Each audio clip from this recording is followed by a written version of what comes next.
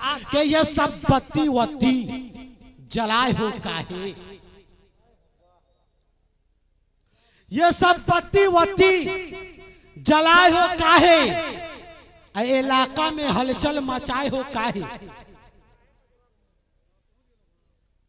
ये सब बत्ती वत्ती जलाए हो काहे, इलाका में हलचल मचाए हो काहे।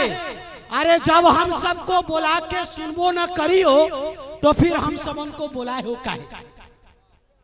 इसलिए मैं आपसे दरखास्त कर रहा हूं, अगर सड़क पर हैं तो आपके बीच एक बहुत बेहतरीन मुकर्रिर आपके कुर्सी खिताबत पर जलवा अफरोज हो रहे हैं, हजरत मौलाना अलाउद्दीन साहब कासमी दामत बरकातुहुल आलिया, जिसके बारे में शायर ने कहा कि आप जैसी मिलती जुलती आवाज कहां से लाऊं, आप जैसी मिलती जुलती आवाज कहां से लाऊं।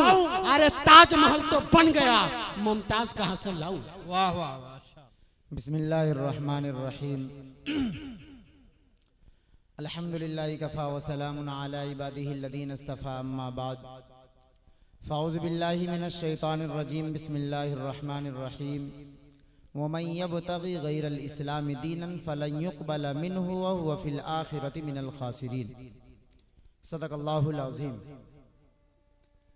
मेरे मोहतरम बुजुर्गों और दोस्तों, अभी तक माशाअल्लाह हम काफ़ी दिलजमाई के साथ बैठे हुए हैं। हो सकता है कि तनी मनी केहू के ठंडो लागत हो, आइयो हो सकता है कि मान लो बैठले बैठले कहीं गोड़ में झिनझिनाहट पैदा हो गई लोग है। लेकिन एगो बात बा कि हौसला और हिम्मत से आदमी सिर्फ यही नियत से बैठल बा कि कुछ दिन के बाद हमने सुन रहल जाए तो इंशाल्लाह अमल कइल जाए तो हमने के तरफ फायदा दी। और कोनो मकसद नहीं है ना, ऐसन को नहीं है ना कि कहीं मान ल कि हमार लइकुआ के दस्तरबंदी बा, भतीजुआ के बा, भगिनिया के बा, तो कम से कम बैठल बानी, जहाँ जे दस्तरबंदी भइल तरह भाग जा। ऐसन को बका ना देखिए लोगिन, इतने मत करिए लोगिन। ऐसे कि मान लो कि दस्तरबंदी हुई तो ओकरा बाद में फिर दुआ तो करे के बना, तो दुआ करवा के जिए लोगिन। ई ना कि हमारे बेटवा के बना गल तो चलो भाग लो। अजय मौलाना साहब बाकी बा आई बोलैले बड़ा लोगिन ऊ का करियो, खाली कुर्सिया के तो तकरीर ना सुनइयो।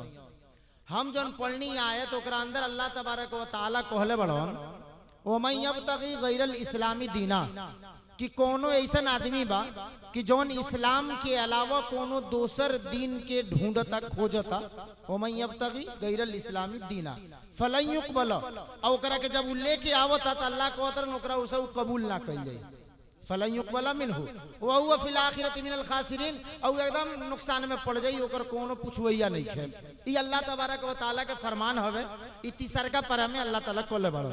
अब आगे सुनो, हमरा जोन बतावे के बा कि जब हमनी के अल्लाह ताला पैदा कइलन, हमनी के सीधा चले खतरा अपना रसूल जनाब मोहम्मद रसूलुल्लाह सल्लल्लाहु अलैहि वसल्लम के कुरान शरीफ दे करके हमनी के दरमियान में भेजलन के नबी जी जा करके हमरा पैदा कइल इंसान के, हमरा बंदा और बंदी लोग के जा करके अपना उम्मती के तू बता दो कि कौना तरीका से अपन जिंदगी गुजारे के बा और कौना तरीका से नहीं के गुजारे के। अब कमाल ही बा, हम बार बार ये बात कहनी कि अल्लाह का शुक्र जितना अदा कइल जाओ, जितना दिन भर सजदा में अगर पड़ रहल जाओ, तो कसम खुदा के अल्लाह के एहसान के बदला अदा ना होई कि अल्लाह ताला हमनी के दीन इस्लाम देले बड़न, दीन इस्लाम देले बड़न। इस्लाम एगो ऐसा मजहब बा कि जौना के अंदर अल्लाह के फजल से लइका के पैदा होके से लेकर के ओकरा बचपन से ओकरा 55 ओकरा मौत तक के पूरा हिसाब किताब काला चिट्ठा अल्लाह ताला में बतैले बड़न। तारा के तरह रहे के बा, के तरह करे के बा, का नइखे करे के, कब करे के बा, कितना करे के बा, केकरा साथे करे के बा, सब अल्लाह ताला बतैले बड़न। आ कमाल ई बा कि हमनी के नबी सब फरिया फरिया के एकदम अलग अलग हमनी के सब कुछ बता करके गइल बड़न। तो ए वजह से अल्लाह के बहुत बड़ा शुक्र बा कि हमनी के लगे दीन इस्लाम बा, कि हमनी के सब कुछ के तरीका बतावल गइल बा। आगे जौन है लोग बैठल बा, जौना के कहल जाला अर रिजालु कौवामून अलन निसा।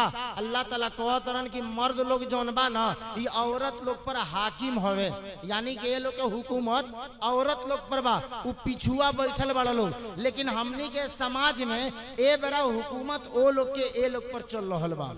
चलो तानू अब तो आनी कहो लोगिन के मौलवी साहब ई कौन बात भइल, जे हो पर्दवा के अंदर बैठल बा ओ लोग से हम कहे के चाहतनी कि हमेशा एगो बात याद रखिए लोगिन कि जे है आगे बैठल बा, अगर एमे केहू तहनी के शहर में से होखे या अगर कहीं घर पर होखे या कहीं और होखे तो याद रखिए लोगिन कि अगर शहर नाराज बा और रात भर में या दिन भर में तू 5000 कलमा पढ़त आरू और दिन भर रोजा रखत आरू, रात भर नमाज पढ़त आरू, कोनो फायदा नहीं खे।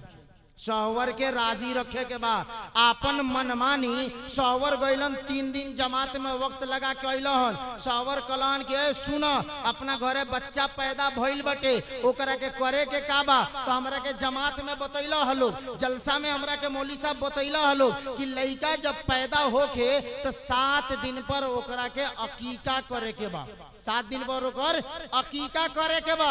आ तू कहतरू कि छठियार होई, देख तहार बात ना मानल जाई, जोन शरीयत कहता उ मानल जाई। अब मालूम है कि वो खिसिया गईली ना होई, छठियार के तरह ना होई, तू ही बड़ा कि ना होके देब।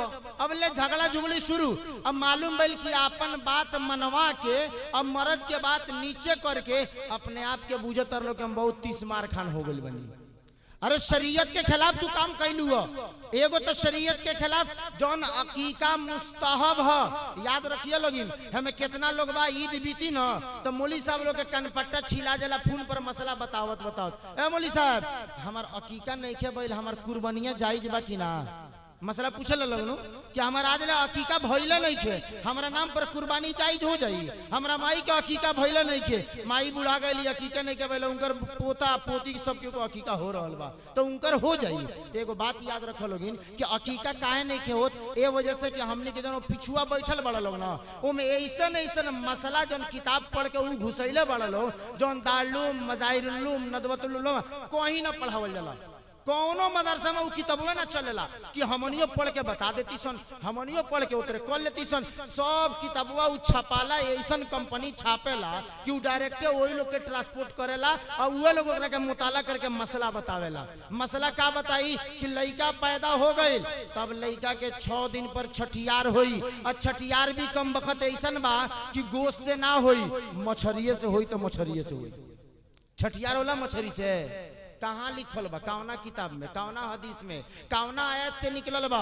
अरे अल्लाह के नबी कहले बलन कि लइका पैदा होके बेटा होके चाहे बेटी होके 7वां दिने ओकर तू अकीका कर, ओकर तू नाम रख, ओकर सर के बाल उतार करके ओकरा बराबर तू चांदी के सदका कर दो, चाहे ओकर पैसा तू सदका कर दो, बात खत्म हो गई। लेकिन हमने किए ना, छठियार होई, पैसुआ उतने खर्चा होई लेकिन अकीका ना होई। दोसर का चीज ई जानतर लोगिन का होला, छठियारवा का होला, ईमानदारी से पूछिए लोगिन घरे जाके, जो लोग हम बैठल बनू सब जानता, फलानवा के भई रहलन तो हम 100-500 के किन के लेके गई रहनी। अपनो पोतवा के छठियार जब होई ना तो वो लोग लेके आई हमरा घरे। ए बेरा अगर केहू की दावत चल जाए छठियार के नाम पर चाहे अकीका के नाम पर, तो सामने वाला सोचे पर मजबूर बा कि ओकरा घरे दावत खाए जाई कि ना जाई, बहाना कर दी कि ना करी, चल जाता नहीं कहीं और कि रह जाई। का है वो लइकुआ के किनी कि ओकरा माई के किनी कि ओकरा बाबा के किनी, यार एगो दावत खाए के बाद 2000 के खर्चा बढ़ गइल बा। ई कहां से आइल? ई शरीयत में कहां से आइल? लेन देन कापी में लिखा के रखा था कि हऊ देलर लहन उनको पड़ल बा, तू ले जाके दे। ई सूद के अंदर दाखिल बा, जाके पूछ लिए लोग बोली साहब लोग से, इतने नइखे करे का, हराम बटे, शरीयत में हइले नहीं के। दावत खाए के बा, अकीका कोई करता दावत देता ओकरा घरे चल जा। और सबसे पहले का काम तो ई बा कि अकीका जे तेरे कुर्बानी होला, अकीका के भी हुक्म वही तेरे बा कि कुर्बानी करे लो, 3 हिस्सा तकसीम करे लो, गोश्त बांटे लो 3 हिस्सा में, 1 हिस्सा अपना घरे रखे लो, 1 हिस्सा गरीब गुरबा में दे लो, 1 हिस्सा अपना बेटी बहन के दे लो। वही तरह अकीका के तू जानवर जबा करो, 3 हिस्सा में तकसीम करो, 1 हिस्सा अपना घर घरे रखो, एक हिस्सा अपना बहन बहन के बेटी के घरे भेज दो, एक हिस्सा कोनो गरीब गुरबा तारा मोहल्ला में होके ओकरा घरे सरिया के चाउर दाल तारा लगे होके तो भेज दो, ना तो खाली गोश्त भेज दो, बात खत्म हो गई। लेकिन मसला तो ई बा ना कि अकीका करे बेटा के 2 गो खसी हलाल होई, अकीका के 4 गो खसी अलग से हलाल होई, ओई में मिला के काहे खतरा जानता लोगिन। पूरा मोहल्ला में जितना बड़का बड़का लोग बा, धनी के मालदार, ओकरा के दावत दे, हम अपना द्वार पर बुलाएं, टेंट गिराएं, मस्जिद में जितना डेग बा सब उठवा लिया। काहे रे भाई, ए भाई 500 लोग के दावत देम, काहे में? अकीका में 500 लोग के दावत कहाँ देम? अकीका में। काहे खतरा भाई? ताकि सब लोग जान जाए कि इनकर पोता भइल बा, इनकर नाती भइल बा, जनावे खतरा नाती भइल बा, पोता भइल बा, और उहे पोतवा के पढ़ावे वाला इमाम साहब कहलन 200 रुपया फीस लगी तो कहता मुठिया पर ना पढ़ाइबो। बात की ना हमनी के समाज में हकीकत, माई बहन के लगे उसले वाला चल जाता जुमहागी मांगे लइका मकतब के माई 5 गो रुपया दे, हाफिजी जुमरात के मंगले बढ़ल तो माई बड़ी खिसिया तरी, आए बागिया से 5 रुपया हर जुमरात के ले जइबो, हम जुम्मा के मुठिया ना देनी, मुठिया देलू तो तार पोता में पढ़ता, नाती में पढ़ता, लइका में पढ़ता। अकीका करे के बार अल्लाह के नबी कहतरन कि हल्का फुल्का ए तरह करे के बाद ओ बार कहतर 500 लोग के खिया है। ई बताओ ई समाज में हमने के दुरुखा बा कि नहीं खे? ई का शरीयत में बा?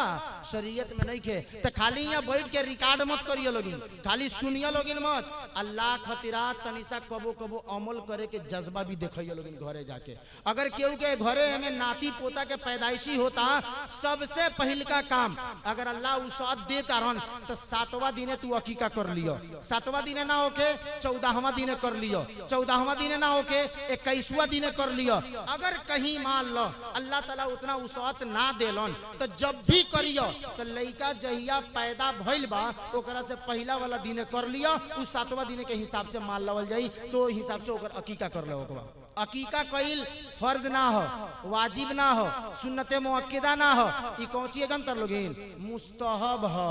अब बताओ मुस्तहब काम तू मसनून तरीका पर ना करबो, मनमानी अपना तर्ज पर करबो तो सही बा कि गलत बा?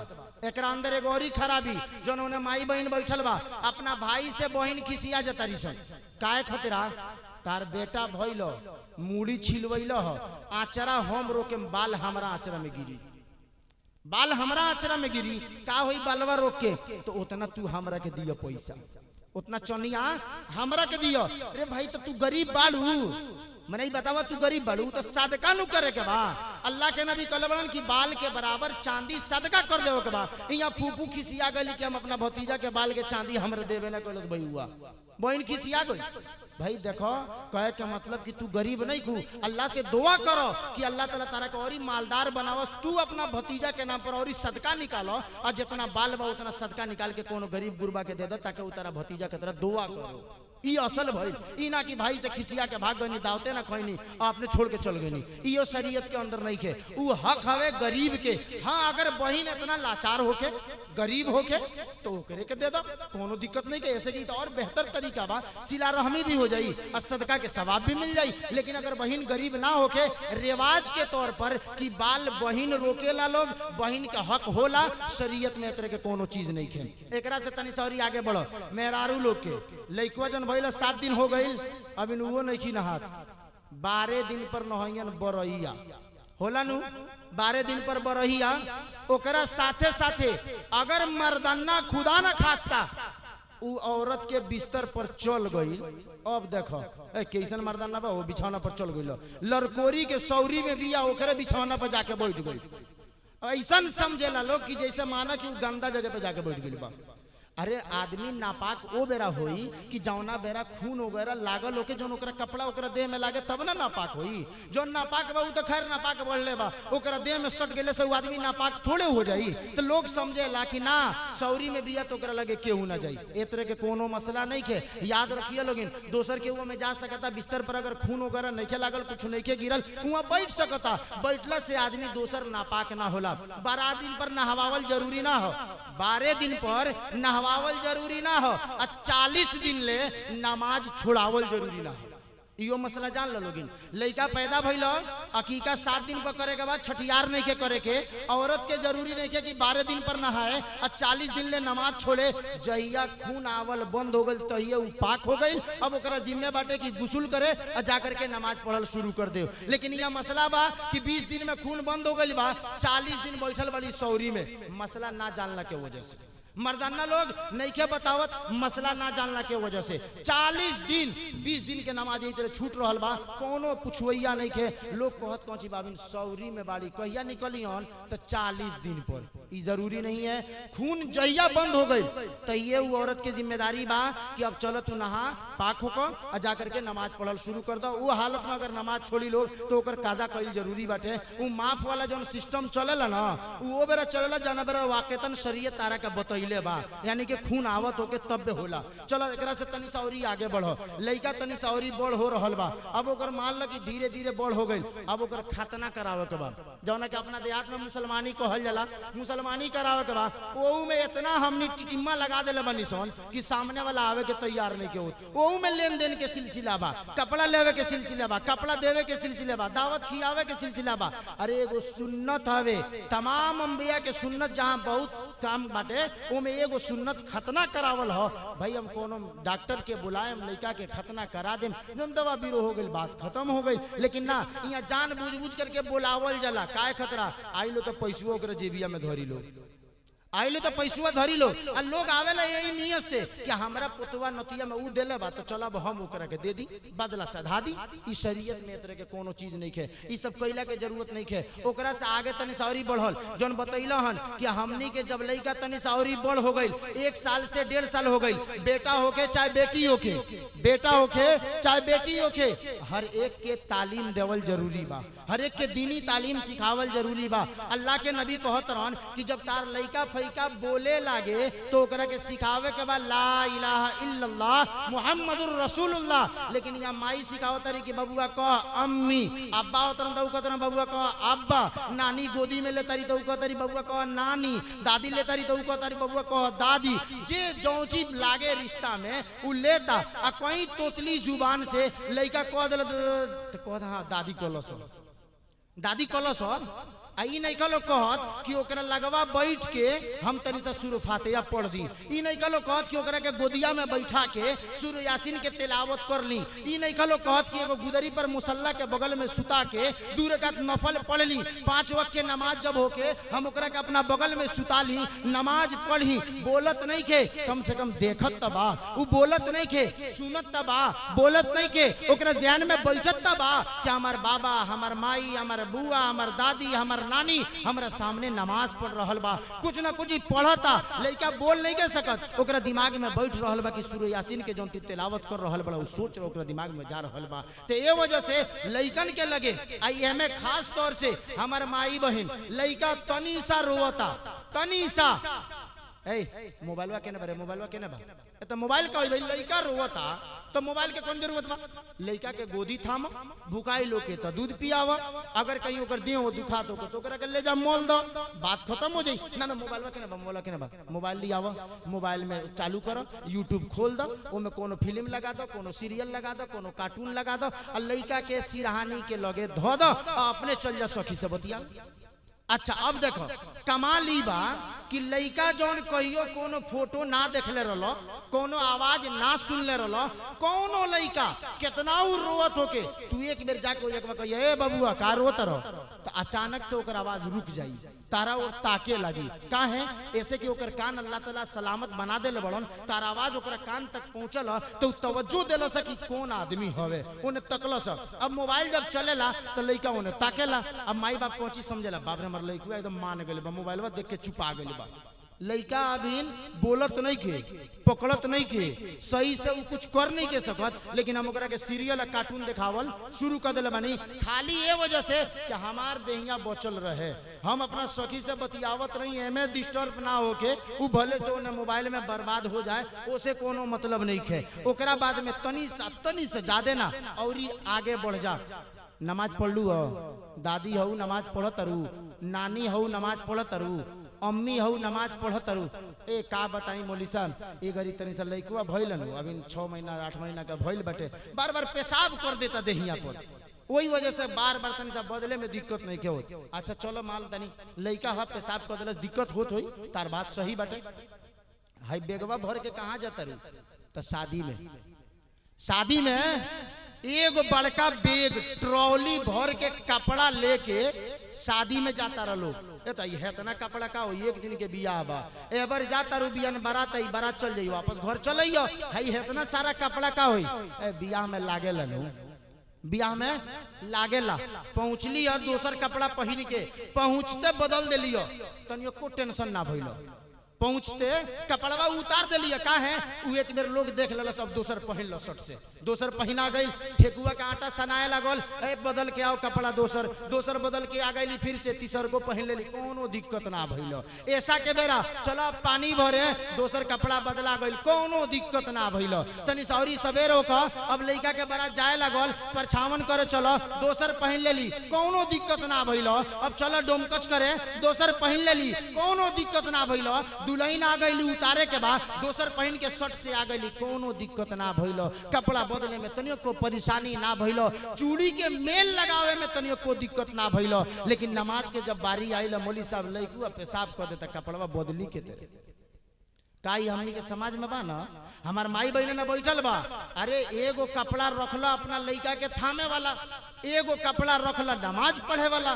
नमाज पढ़े में कितना टाइम लगी जोहर के नमाज ऐसा के नमाज सबसे लंबा बाटे।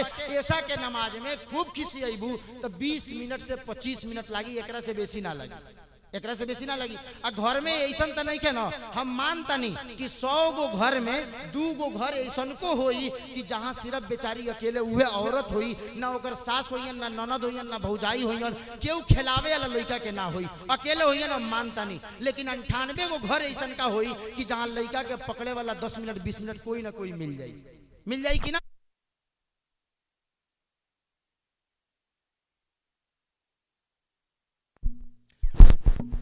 अगर हमनी के घर के लगे कोनो मिल जाता आदमी तो ई बताव कि जोहर के आजान हो गई लइका तनी सा खेलता चाहे सूतल बा शर्ट से गईनी कपड़ा बदलनी वजू कैनी जाकर के नमाज पढ़ लेनी और फिर उ कपड़वा उतार करके टांग देनी आ जौना में पेशाब पहले कैले रहो उ कपड़वा हम पहन लेनी एमे कोनो दिक्कत बा।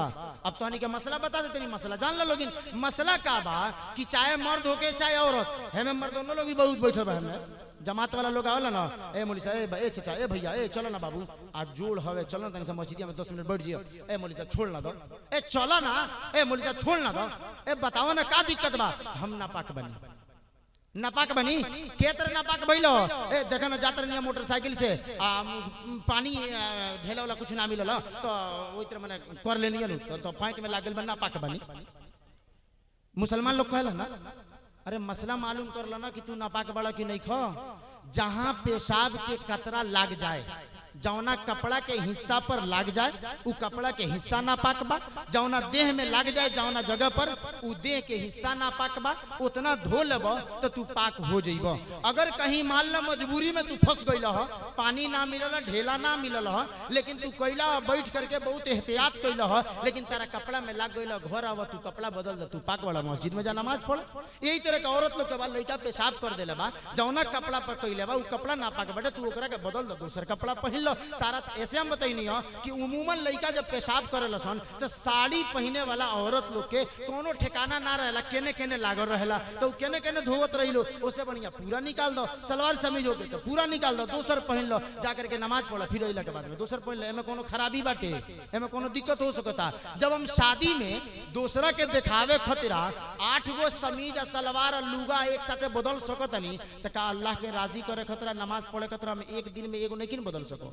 5 वक्त के नमाज बटे हम बदल लेम नमाज पढ़ लेम फिर पहन लेम कोनो दिक्कत ना होई। लेकिन चाहेम तब शायर कहता ना कि अगर आप ही ना चाहे तो बहाने हजार हैं पढ़ने का मन ना करेगा तो क्या करेंगे यही बहाना बना करके छोड़ते रहेंगे। और इसके साथ साथ जो है ना थोड़ा सा और आगे बढ़िएगा अभी हमारे समाज के अंदर बहुत सारी चीजें ऐसी हैं जो एक तरफ से अगर आप चलते जाइए ना तो बहुत सारी चीजें आती हैं लेकिन वक्त की किल्लत है। अगर आप देखें तो इसके आगे जब बढ़ेंगे तो आपका बच्चा जब जवान हो रहा है आपका बच्चा जब जवान हो रहा है तो उसके शादी का मसला है, उसके आगे अब जाइए तो फिर जब मौत हो रही है हमारे घरों के अंदर तो मौत का मसला है। तो क्या शादी के अंदर हमारे लिए हल्दी रस्म मनाना जायज है? हमारे लिए शादी के अंदर मेहंदी रस्म मनाना जायज है? क्या शादी में हमनी के मटकोर कईल जायज बा? शादी में हमनी के ठेकुआ कतरा गीत गावल जायज बा? क्या शादी में हमनी के डीजे बजावल जायज बा? क्या शादी में हमनी के परछावन करे गईल जायज बा? क्या शादी में हमनी खतरा अंगना में बोला के दूसरा मौरत के देखल जायज बा? सब कुछ से रुक जाता रहो, सब कुछ से रुक जाता रहो। ए मौली साहब हमरा घरे पानी ना भराई, ठीक बा मत भरवाओ, बहुत अच्छा काम कैलू। अब कि हम ठेकुओ ना पकैनी है, ठीक बा मत पकवैया। लेकिन एगो बात बताई मौली साहब, का ई जायज बा कि नहीं के दामाद अगर हमनी के आंगना में आ जाइए तो का दिक्कत बा? दामादे न होंगे, दामाद आ जाइए तो का दिक्कत बा? दामादे न होंगे। जितना लोग बा उ सब उनकर सासे हो का बात समझ में होता ना? उ तो अइलन तहार दामाद हवन, तारा खतरा देखल जायज बा, उनका खतरा तारा के देखल जायज बा।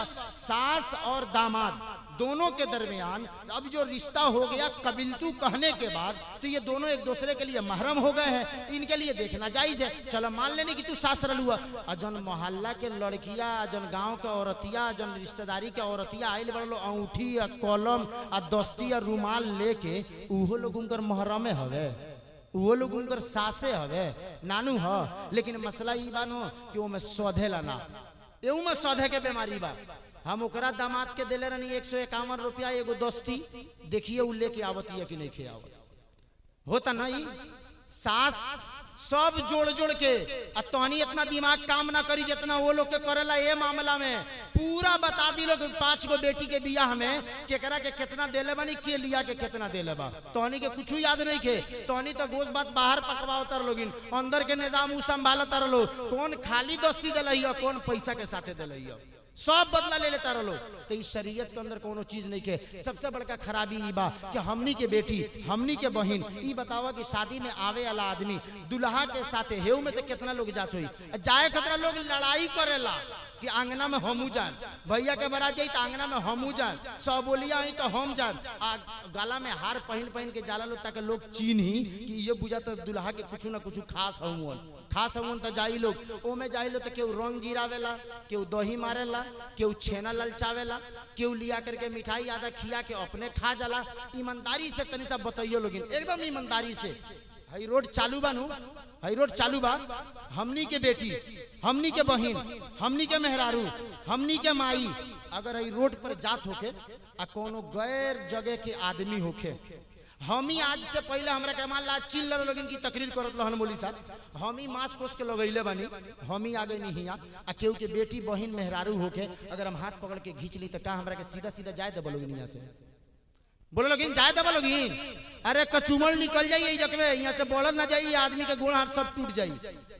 बड़का तेज तेज बड़ी हमरा बहन के ऊपर ते हाथ उठा देबे, हमरा बहन के ते हाथ पकड़ ले लिया, तोरा इतना हिम्मत हमार मेहरारू के सामने ते हेतरे बोल देली। हमनी इतना बेगैरत कि अपना बहन आ बेटी के सरिया के भेज देनी सन, जो अभी तोर बहनोई आइल बड़न हाथ से खिया दे। अब बताओ लोग, गैरत खाली रोडवे पर बा, घरवा में गैरत नहीं खे। गैरत हमनी के खाली ये जो कह लौकता कि दूसरा जगह के आइल बा। अरे बहनोई होके चाहे देवर होके, ओकरा खतरा हराम बा। देखल हराम बा ता हराम बा, शरीयत कॉलस हराम बा ता हराम बाटे। मसला बाटे, एगो मसला पूछल गइल, कारी साहब कहलन कि बार बार तू हमार नामवा ले ले लो। मसला आई रहे, उ मसला का रहे जानता लोगिन कि मौलाना साहब एगो मसला बा। मसला का बा? तो मसला ई बा कि एगो आदमी ऐसन बा कि जौन अपना सारिन से गलत काम कर लेलो सो, तो का अब ओकरा मेहरारू से ओकर निकाह बाकी रही कि ना रही? ई मसला तनी के समझ गए, लेकिन पूछल गई रहे। हमरा ई मसला के जवाब के पीछे रखो। उ मेहरारू पहल की जौन बाड़ी उ तो मेहरारू रहियन, ओकरा से निकाह नहीं के टूटत, ई अलग हटाओ। हम तहनी से पूछतनी, अपना के मुखातब करके अपना से पूछतनी कि अलाउद्दीन बतावा कि मामला पेश काहे आइलो? एगो बहनोई अपना सारिन से गलत काम कैतरे कर लेलो सो, इस समाज से पूछतनी, हम हई लोग से पूछतनी, माई बहन से पूछतनी कि आखिर उ बहनोई जौन दूसरा जगह के रोलो, हमरा एगो बेटी से ओकर बियाह भई रहलो, तो दूसर का बेटी से ओकर रिश्ता केतरे बन गइलो? एकर जिम्मेदार के बा? समाज में एकर जिम्मेदार के बा? समाज के एगो इतना कड़वा हकीकत बा, ओकरा के चाहे के माने चाहे ना माने। हाई स्टेज पर जो लोगवा बैठल बना कुर्सी पर, हाई टोपी लगा के या दाढ़ी लगा के, जेकर दाढ़ी जामल बहे में मौलाना लोग कहेला लोगिन, मौली साहब, हाफिज जी, अल्लाह गवाह बड़न, अल्लाह गवाह बड़न। सामने अगर कोनो औरत आवे, चाहे वो पर्दा करे चाहे ना करे, मौली सब लोग हेत्र करेला, चाहे वो लाजे करे लोग, चाहे मसला जानला के वजह से करे लोग, चाहे डर करे लोग कि कहीं लोग ना कहे कि मौली साहब वो ताकत रहेला है उन्हें, लेकिन मौली साहब लोग कर लेला। अब देखिए आगे जो बतावे के चाहते नहीं, हमार घर के होके क्यों घर के होके हमार औरत लोग के जो माई बहन इतना आदत खराब बा कि मौली साहब के जब देखी लोग, मौलाना साहब के देखी लोग, दाढ़ी वाला के देखी लोग, तो पर्दा हेतर घींचेला लोग कि मौली साहब आवतरन। आ कोनो पैंट शर्ट वाला बिना दाढ़ी वाला आदमी जाए, बाल पूरा खुला बहित्र खुल्लम खुल्ला जा रहल बनी। जौन खुद से पर्दा करता, जौन अपना निगाह के खुद छुपा लेता, ओकरा से छुपावत रहो, और जौन आंख फाड़ के ताकता ओकरा के दिखावत रहो। ये हमनी के समाज के बारे के सच्चाई बाटे। ई बतावा आखिर कि एगो लड़की से जब शादी कैनी है तो दूसरा लड़की का मामला केत्र हो गइल। कम बखत हमनी के समाज में एत्र के मामला हो गइल बा कि अगर सारिन बहनोई से बतिया ले तो माई बाबा बुरा नहीं के मानत, कहत चाहे तो बहनोइए न होवन, तनी सा हंसी मजाक हो गइल त का हो गइल। बहनोई हाथ पकड़ लेलस, गैर महरम है भाई लोग, गैर महरम है, शरीयत ने उसको गैर महरम कहा है। जिस तरीके से अजनबी है ना, वो भी अजनबी है। सारिन के हाथ बहनोई पकड़ लेलन, हंसी मजाक में कौन बात है, बहनोइए न होवन, कोनो बात नहीं के ले, कोनो कैसे कोनो बात नहीं के भाई, शरीयत को तो हराम बा, तू को अंदर कोनो बात नहीं के, अरे ये हराम है। शरीयत कहता कि जेकरा से बियाह भइल बा ऊ ओकरा खतरा जायज बटे। सास सामने जा सकतरी, बाप सामने जास, भाई सामने जास, बहनोई के दावत दियाला, बहनोई के दावत दियाला, दामाद घरे आवला लो नवरातना पूरा करे, होला ना हो नवरातना, नवरात आकर के रहे लो ससुरारी में, नवरातना पूरा करे लो। काज ने ई कौन किताब में से निकलल, काहे ने कौन फतवा के किताब हमनी ने कितन पढ़ ले भाई। अब होकी तो बता दे लोग, तो हमनियो पढ़े के कोशिश कइल जाई कि नवरातना पूरा करे आवेला लोग, दामाद लोग अइलन नवरातना पूरा करे। जेकरा से बियाह भइल बा ना, उ इतना लजाली, इतना लजइयन कि ना दस्तरखान लगइयन, ना पानी दियन, ना नाश्ता करइयन, कुछु ना। सास बड़ी नु सास, बाप रे बाप, दामाद के सामने केतरे जायम हो, दामाद के सामने हम जाम, लाज लागता हमरा। सास दामाद के सामने ना जइयन, लाज लागता। दामाद के सामने के जाइजन तर लोगिन, छोटकी बेटिया, छोटकी बेटिया जाई दामाद के सामने। अब बताओ कि जेकर तू शादी कैला ह, जाहिर सी बात बा 18 20 साल 17 साल 18 साल 19 साल 20 साल में शादी होता, ओकरे पीठी के दोसर बेटी, ओकरे पीठी के तीसर बेटी, ये नु घर के अंदर बा। अब ऊ जाता खाना देवे, नाश्ता देवे, तो कबो कहता भैया एक चिलौरी धरी, भैया के मन नहीं के जबरदस्ती मजाकिया धरा तटे, कबो सिरुआ बेसी धराता, कबो भात बेसी धराता, कबो भैया हंसतरन, कबो साली हंसतरी। और ओकरा बाद में नवरात जब बीत जाता, जातरन बहनोई अपना घरे कमाए चल जातरन, त फोन करतरन, ए छोटकी केने बाड़ी तनी बात करावो ना। अब देख कमाली बा कि जौन बहन जेठ जेकर बियाह भइल उनकरा समझावे के चाहिए कि तू छोटकी से काहे बतियाइबो, बतियाओ खतरा हम नहीं कि शादी हमरा से ना भइल बा, लेकिन ना अरे बहनोई कोनो बात नहीं, ले ना छोटकी बतिया ले। अब बहनोई सब छोटकी से बतियाओ तरह मौगी के छोड़ देलो। आ धीरे धीरे जब मामला बढ़ता तब ई लग जाता किनारे, ऊ हो जाता मेन पर, अब मामला गड़बड़ हो जाता। आई पैदा के करता, हमनिए के समाज ने करके पैदा करता। तो एगो बात आज याद करके जाइए लोगिन मुख्तसर से वक्त में कि अगर हमनी के घरे कोनो दामाद के दावत देवल जाओ तो मर्दाना घर में होके वो करा के खाना खियावे, ना होके तो सास बढ़ के खाना खियावस, ना होके तो मेहरारू जे बाड़ी ऊ बढ़ के खाना खियावस। छोट लड़किन के सारिन के जो मुस्ताहात होके, यानी कि 9 साल 10 साल 11 साल के जो लड़की हो गई होके, ओकरा के आगे मत बढ़ावो लोगिन, ई बढ़ावल जायज नहीं के, शरीयत के अंदर सही नहीं के। तो यहाँ तक मामला पहुंच गए बा हमनी के।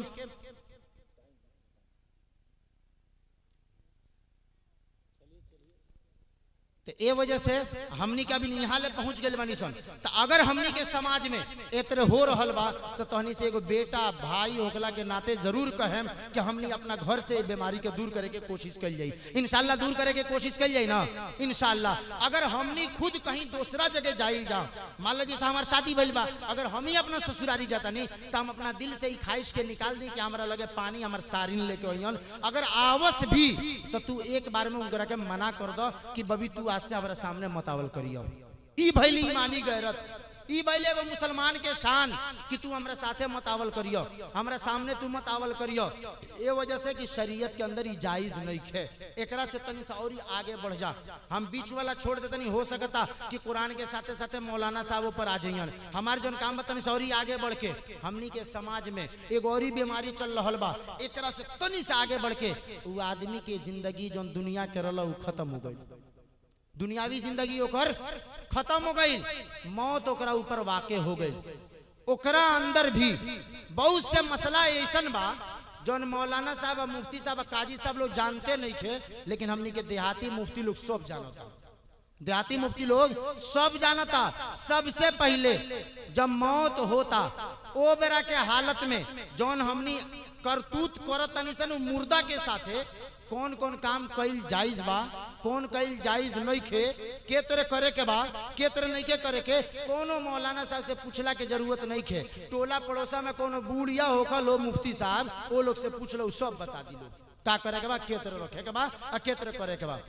जनाजा अगर केहू के मौत हो जाए तो सबसे बेहतर यह है कि जितना कम वक्त में हो सके, जितना जल्दी इंतजाम हो सके, कब्र खोदल जाओ और ले जा करके ओकरा में ओकरा के दफना दहल जाओ, ओकरा खतरा दुआए मगफिरत कर लहल जाओ। इस सबसे बेहतर शरीयत के अंदर बतावल गइल बा।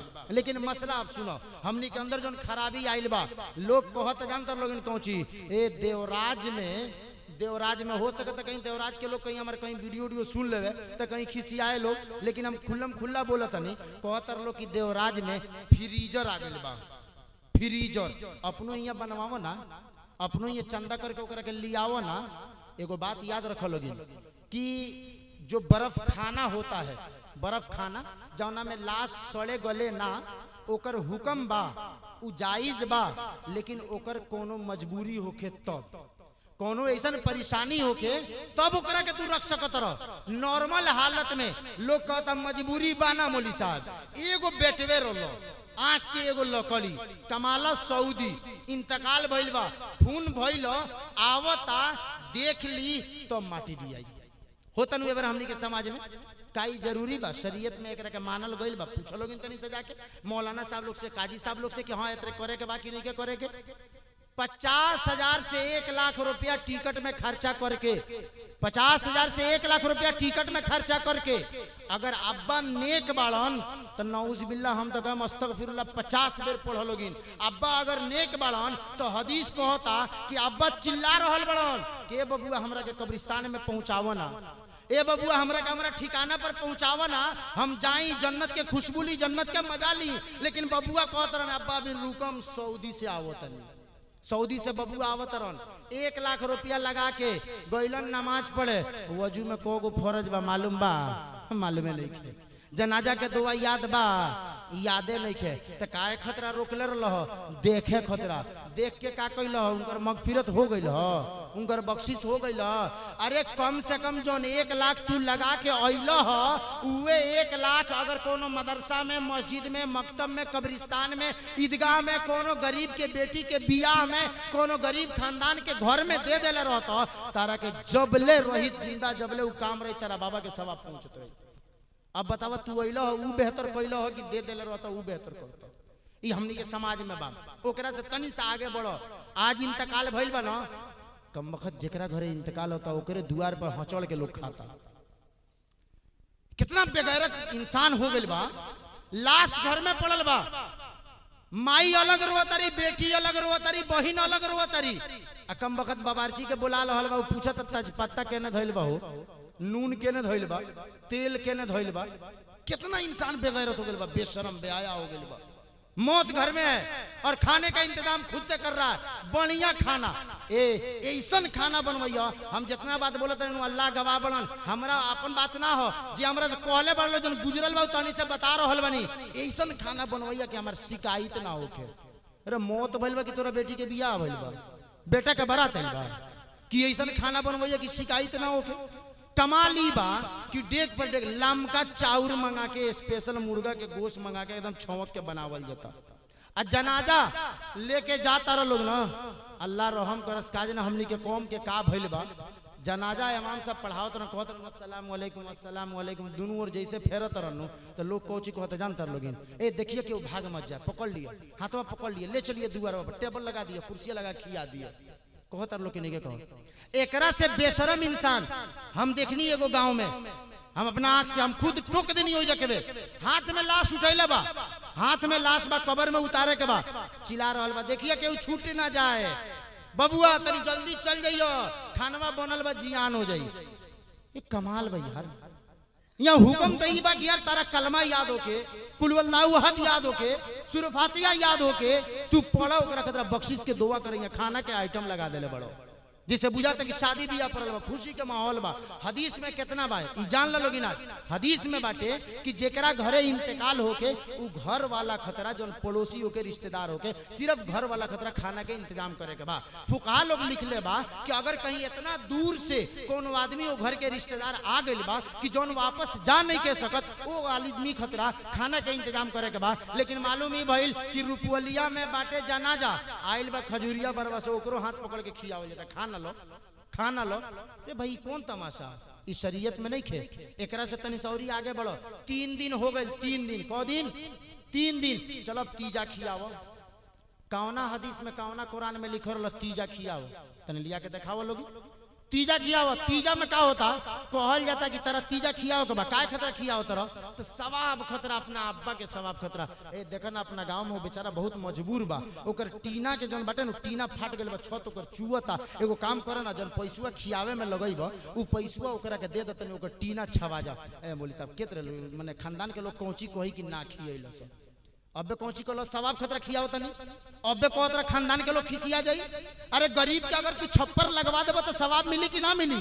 उ गुनाह के काम हवे मस्जिद में टोटी लगवा देबो सवाब मिली कि ना मिली ओमे गुनाह ना लिखाई कब्रिस्तान में माटी भरवा देला सवाब मिली कि गुनाह लिखाई सवाब मिली ना तो जब अब्बा के सवाबे पहुंचाओगे बताई कामवा नहीं कर सकत ना खानदान के लोग के बुला के अपना द्वार पर खियाम ताकि खानदान के लोग हंसे ना कि अगर बाबा घर बनवा के गाड़ी खरीद के खेत बना के गइलन आ 200 आदमी के ना खियैलो सो उ हंसे के डर से तू खियाओ तो लाखों रुपया खर्चा कर लो एक पैसा के सवाब ना पहुंची एक पैसा के सवाब ना पहुंची वे कमवा अगर तारा जेब में 10 रुपया रलो शिस्त के दिल से अपना बाप के नाम पर मस्जिद में दे दिलो कोनो गरीब के हाथ में धीरे से पकड़ा दिलो ओकर 10 रुपया के सवाब जितना पहुंची लाख रुपया के सवाब ना पहुंची तो ये हमनी के समाज में चल रहा बा तीजा खिया उतर लो ओकरा बाद में चालीसाहवा खिया उतर लो बरसी खिया उतर लो ओकरा बाद में खत्म ओकरा बाद में खत्म चालीसाहवा ई बताओ लोग हमें हेतना लोग बैठल बा हमनी के अब्बा इंतकाल करते रहन दादा इंतकाल करते रहन दादी इंतकाल करते रही हमें जितना मेरा लोग बनू सब वही लोग का खास तौर से निकाल वही सब कहत नहीं ई बताओ लोग हमनी के दादा दादी अब्बा अम्मी गइल लोग कब्र में हमनी के वो लोग के नेकी या बदी मालूम बा कितना लेके गइल लोग क्यों जानता लेकिन इतना तो गुमान बा कि अगर हम सवाब पहुंचाएं तो उनका फायदा करी कि ना करी फायदा करी ना तो अब्बा गइलन आज कब्र में आज उनकरा के दफना कईनी हो पैसा हमारा अकाउंट में बाटे हमारा घरे डेहरी में चाउर धइल बाटे अब्दुल के 3 साल पुरान का लेकिन ओकरा के ओही में रहे दो अभी कहिया निकलाई जानता लोगिन 40 दिन के बाद 40 दिन के बाद निकलाई तले 40 दिन अब्बा तू में कुटा जब 40 दिन हो जाई ना अब हम तारा ऊपर सवाब खतरा लोग के खियाएम गरीब गुरबा के सदका करेम ऐसे कि अब चालीसाहवा आइल बा 39 दिन ले जितना मन करो उतना पिटा लो अरे कम से कम अगर पहल के दिन अगर हमने कुछ निकाल दिया अल्लाह के रहमत से तो इंसान मायूस नहीं के ना हो सकत अल्लाह से दुआ करता हो सकता कि पहल का दिन के हमारे 1000 के सदका में अल्लाह ताला हमारा बाबा के कहीं बकस दे वो जन्नत में चल जा नहीं क्या हो सको 40 दिन इंतजार करे नहीं है चालीसावा खियावला के बाद में बाबा फिर भुला गइलन माई फिर भुला गइली फिर याद अइयन एक बेर बरसी पर अब बरसी खियावला के बाद में खाली याद अइयन शुभरात में वो शुभरात के 15 दिन 1 तारीख से लेके 15 तारीख ले ओकरा बाद में फिर भुला जाइयन अब्बा अम्मी यादें नहीं तो याद रखिए लोगिन कि हमनी अपना अब्बा अम्मी के कादन हमनी नीमन जमाना के पैदावार है सन हमनी ओ बेरा पैदा भइल बनी सन जाना बेरा नीमन लोग पैदा होत रहे तो हमनी अपना अब्बा अम्मी के 12 महीना में एक बेर पूछत नहीं सन याद करता नहीं सन तो फिर हमनी के लइको जन खराबका में पैदा होता रसन तो हमनी के को महीना में याद करिए सन जब मर जाइल जइतो बात समझ में आता ना। तो जौन हमनी कइल जाई उहे हमनियों के साथे हमनियों के औलाद करी। तो ये वजह से अगर हमनी कुछ ओकरा साथे अच्छा कर दहल जाओ, औलाद के तनी सा दीनी तालीम दे दहल जाओ, दीनदार बना दहल जाओ, कोनो सदका जारिया कर दहल जाओ, कोई अच्छा नेक काम में लगा दहल जाओ, तो अल्लाह के ज़ात से उम्मीद बा कि औलाद के फिर जोहे के ना पड़ी, बल्कि हमनी के ऑटोमेटिक अल्लाह ताला उ सवाब पहुंचावत रही है। तो ये वजह से हमनी के इंशाल्लाह कोशिश कल जाई, जितना बात आइल फिर मौका मिली इंशाल्लाह फिर आदमी आई एकबा जौन बकिया औरी बाटे फिर बताई। लेकिन आज जितना बतावल गइल शॉर्टकट में लइका पैदा हुई तो अल्लाह खतरा छठियार मत मनइयो लोगिन, पैसा होके तो अकीका कर लियो लोगिन 7वां दिन 14वां दिन 21वां दिन। अगर ना जुटे तो जहिया करे को होई तहिया जहिया पैदा भइल बा ओकरा से एक दिन पहले कर लियो लोगिन। बरैया नहवावल जरूरी नहीं है, जहिया औरत के खून बंद हो जाए तहिया नहाई, ओकरा बाद में वो नमाज पढ़ल शुरू कर दी। ओकरा अलावा लड़का के नाम अच्छा रखे के बाद जौन बाल मुड़ावे के बाद वो बहन लोग के फूफू लोग के हक ना होला, गरीब गुरबा के होला। अगर गरीब बहन होके तो दे सके तरह, ना होके तो कोनो दोसर गरीब के उ सदका करे के बाद। ओकरा अलावा जौन है हमनी के घर में रिलेशन चल रहा बा देवर भौजाई वाला और सारिना और बहनोई वाला, इस सिस्टम के हमनी के इंशाल्लाह खत्म करे के कोशिश कल जाई। हमनी बिल्कुल पर्दा के साथ अपन जिंदगी गुजारे के कोशिश कल जाई। अल्लाह तबारक व तआला हमनी सब कोई के अमल करे के तौफीक देस। वाखिर दावाना अनिल हम्दुलिल्लाहि रब्बिल आलमीन।